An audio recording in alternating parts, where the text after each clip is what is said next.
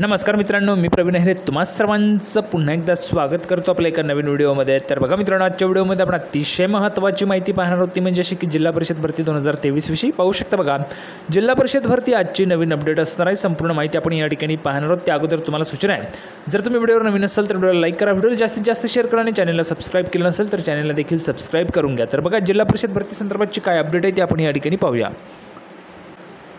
बघा मित्रांनो, संपूर्ण माहिती पाहण्यासाठी आपण या ठिकाणी आलेलो पाहू शकता। बघा, कालच्या व्हिडिओमध्ये मी तुम्हाला वेळापत्रकाची माहिती दिली आहे। पेसा भरतीचं या ठिकाणी वेळापत्रक आले तरी देखील काही विद्यार्थ्यांनी या ठिकाणी विचारले। बघा, तेजस्विनी पाटील यांनी विचारले, धुळे जिल्हाची एक्झाम होणार आहे का अंगणवाडी पर्यवेक्षिकाची 18 जुलैला। तर बघा, ज्या पदासाठी तुम्ही अर्ज केलेला असेल ती पदं बिगर पेसा क्षेत्रातील आहे, म्हणजेच ज्या ठिकाणी पेसा कायदा लागू आहे, परंतु काही पदे अशी असतात की जी बिगर पेसा क्षेत्रात येत असतात, तर त्या पदांची परीक्षा होणार आहे। तर तुमची देखील परीक्षा त्या ठिकाणी होऊ शकते। त्यानंतर बघा, जसेच हॉल तिकीट्स तुम्हाला येतील तसेच तुम्हाला आपल्या चॅनलच्या माध्यमातून त्या ठिकाणी हॉल तिकीटबाबत अपडेट देखील कळवली जाणार आहे। त्यानंतर बघा, पुढील अपडेट बघा मित्रांनो, ह्या ठिकाणी पाहू शकता। बघा, सविता यांनी देखील हा ठिकाणी प्रश्न विचारला आहे। बघा, पेसाची पण होणार आहे ना? तर बघा, पेसाची एक्झाम होणार नाही आहे, एक लक्षात असू द्या। पेसाची आणि बिगर पेसा क्षेत्राची, पेसा कायदा लागू असलेले बिगर पेसाची पदं वेगळी असतात आणि पेसाची पदं वेगळी असतात।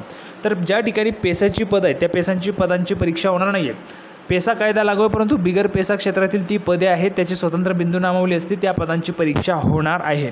आता बघा, पेसाची जी काही पदं आहेत त्या पदांसाठी तुम्ही अर्ज केलेला आहे किंवा नाही, तुमचे जे काही ॲप्लिकेशन असेल, फॉर्म असेल, त्यावर तुम्हाला चेक करायचं आहे। तर मित्रांनो, अशा पद्धतीची महत्त्वाची अपडेट होती। बघा, तुम्हाला वेळापत्रक देखील त्या ठिकाणी दाखवतो।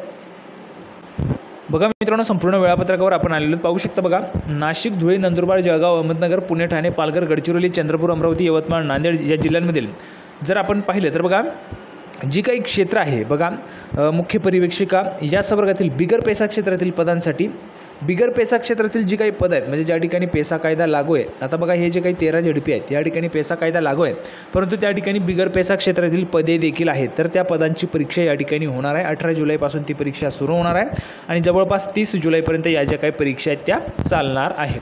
तर अशा पद्धतीची अपडेट होती। अपेक्षा आहे तुम्हाला हा जो काही व्हिडिओ तो आवडला असेल। व्हिडिओ आवडला तर लाईक करा, जास्तीत जास्त शेअर करा। आपण पुन्हा एकदा पुढच्या व्हिडिओमध्ये अशाच पद्धतीचे नवीन अपडेट घेऊन, तोपर्यंत धन्यवाद।